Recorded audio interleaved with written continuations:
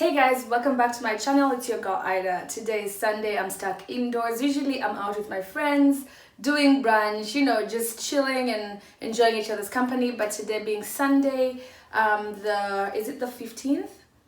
Yeah, the 15th, indoors because coronavirus. Hopefully, you're safe, your family's safe, and that you're keeping the right precautions. Wash your hands, don't touch your face, and please don't get stuck in the house without alcohol because listen, today is Sunday, mimosas is a must. Anyways, today's topic is something that a girlfriend of mine and I were talking about, and I thought it was very common. I thought people knew about it just because I had been exposed to it. But then I realized it's not very common. If somebody doesn't teach you this, then you're not gonna know. So I'm here for you today. It's about the 5 love languages. How do you feel most loved in a relationship, in a friendship, even with your family members? How do you feel most loved? And we're here to break it down just for you. Stay tuned. Now, the 5 love languages. I learned about this because I read the book by Gary Chapman. I believe it was written in 1995. I think it was later published in like 2000 or something, but don't quote me. Now, the 5 love languages would be acts of service, physical touch, quality time, giving gifts, and words of affirmation. Wow, I'm surprised I got all 5 of them. I always forget one. But anyway, those 5 things, it was shown that people fall in a different category. Like the first 2 is how you feel most loved. Let me give me for an example. Like I feel most loved when somebody buys me a gift. It doesn't have to be a big gift. It doesn't have to be something so massive. It could be this, for example. You just bring me something. The fact that you thought about me when you're out there and brought me something back, that makes me feel so special, and it makes me think, oh my God, you think about me and that you love me, and I can feel the love. Another thing is acts of service for me. Acts of service, like just doing something for me. It's not like I can't do it, but maybe it snowed outside and then you go and scrape my windshield, the snow off my windshield.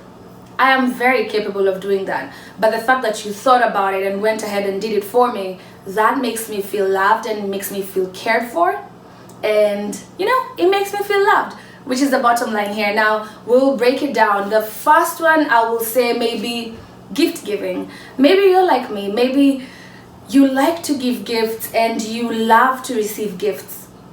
And that's how you show people that you love them. So that's one of the things. You have to be very vocal about your love language to your partner, because the way you particularly feel loved is not the way they feel loved.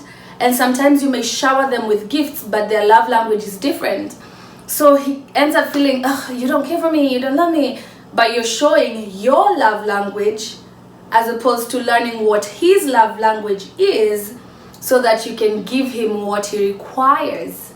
You understand? Now that's gift giving. Quality time is the second one, and like I said, in no particular order.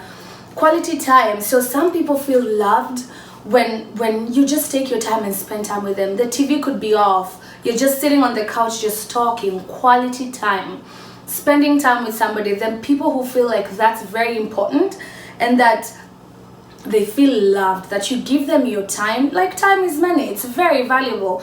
That you give them that, they feel very, very loved. Now the third one will be, I'll say words of affirmation. But what do I mean by words of affirmation? There's, what's a good example, Ida? For example,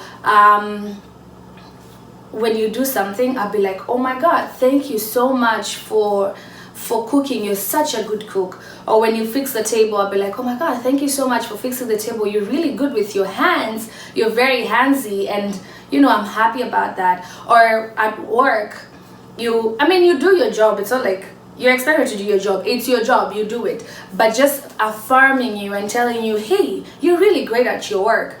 There are people who feel loved that way, that you affirm them. It's not like they're lacking in any particular thing. It's just that you affirm them. It makes them feel cared for and loved and recognized. Let's face it, nobody here wants to feel like they're taken for granted. We always want to feel recognized and that our efforts are not in vain. Woo! I almost dropped my alcohol. Don't you drop that alcohol. Never drop that alcohol. Yes, ma'am. Now, the fourth one would be, I said, quality time, gift giving, and words of affirmation would be physical touch. There are people who feel loved and they feel your love when you touch them. And I don't mean this in a sexual way. Sometimes it's just like you're walking down the street and you go ahead and just grab their hand and hold it. And, you know, just rub on their hand. They feel, oh, you know, that warm, fuzzy feeling in your heart, that they get that when you touch them. Or when you're sitting on the couch or watching TV or whatever you're doing, maybe even washing dishes, you'll come and just touch them and rub their hands a little bit, maybe give them a kiss on the cheek and just walk away. They feel more love that way. Right, the last one would be acts of service. Okay, so what is acts of service? It is when you serve me. For example, when I cook for you, I'm serving you. You're well capable of cooking for yourself. But shidwa katika jina corona, I bind you in the name of Jesus. It is ni kunyongwa, it's kunyog. Sorry. Words of affirmation. Not words of affirmation, acts of service. You see, this thing threw me all the way off. Acts of service. Maybe I have cooked for you. I bring the food from the kitchen, I serve you, I put it on the table. I even make a plate for you, and then after we're done eating, I take the dishes from the table, bring them to the kitchen, clean the dishes, and maybe even make dessert, you know, whatever. Or what's another act of service? Like you just left work and I know you have to do your laundry, but I'm like, you know what, I got you, let me do your laundry for you today, or stuff like that. Or you had laundry already done, it's on your bed, I'm like, you know what, I'll put your laundry away for you. Just acts of service, serving someone. That is a love language that some people enjoy, and me, I am some people it's me. I enjoy acts of service. It makes me feel more loved, and that you're taking your time to do something that's so important to me, you know, and that means you love me. And like I said, this, I have listed this in no particular order. I'm gonna put them right here. Take a screenshot and then just see whichever resonates with you. Is that a word? Oh my god, yeah, resonates. Just take the screenshot. You got it? Awesome. So those are the 5 love languages. Now there is a test. If you Google the 5 love languages test, as written down here, as if you Google that, you will get a test. It will ask you some questions to just kind of feel and figure out what love language is more prominent to you. And typically you'll have 2 that earn more points than the others, and those 2 are the ones that resonate to you. Hey, how about you do this? Take the test, send the test to your boyfriend or your girlfriend and have them take the test, exchange results so that you know how he likes or enjoys to be loved, and that he knows how you like and enjoy to be loved, and that way that puts you on the same page. So you try and really hit these 2 top, because there's 5 of them, right? Try and hit these 2 top love languages for him. Try and hit these 2 top love languages for her, and see how beautiful your relationship is going to be. See how it changes things, you know. Like I said, sometimes we show love the way we feel we want to feel loved, and it's not always that way, because people are different. People grow up in different backgrounds, and yeah, people are different. That's the beauty of the world, difference, you know. And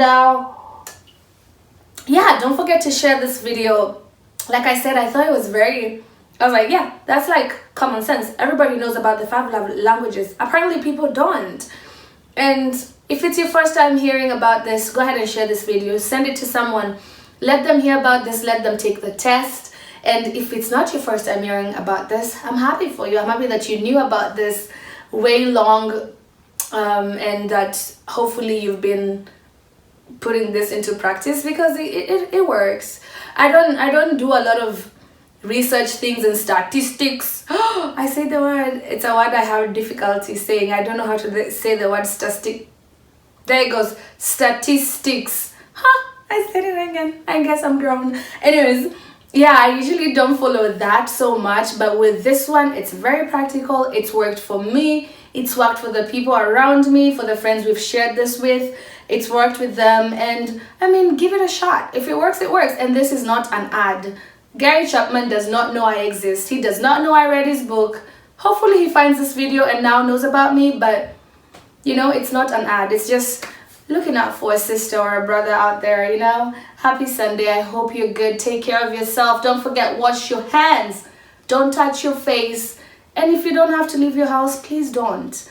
I mean, stay home. And until we're able to control this thing, and also share love and kindness. I know the media will tell you all the negatives. Find the positives. Read. Find the positives and share the positives as well. Let's not panic. Let's give people hope. Thank you so much for tuning in. It's your girl Ida one more time. Adios. Don't forget to subscribe. It's the button right there. It's free. Imagine just subscribing is free. Go ahead and subscribe, and I'll see you on my next video. Ciao.